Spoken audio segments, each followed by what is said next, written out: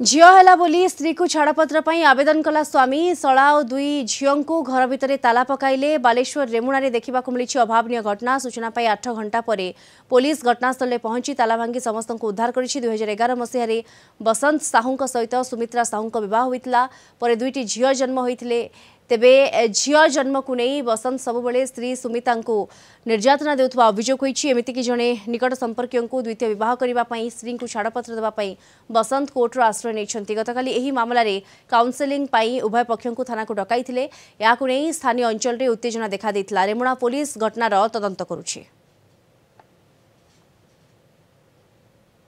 सान भाई घर से भितर पशुंट केमती मुझे जाने आम थाना आज कथा होलु थाना से आमती आसमी जाने ना भितर केमती पशुंट मुझे जाने ना। छुआ मैंने सान झील को ज्वर होता मु हॉस्पिटल नहीं कि जाइली। ये मो स्त्री जाई नथिले मु हॉस्पिटल नहीं कि मो पाखरे मो भड़ा घरे रखी बुझिपारे।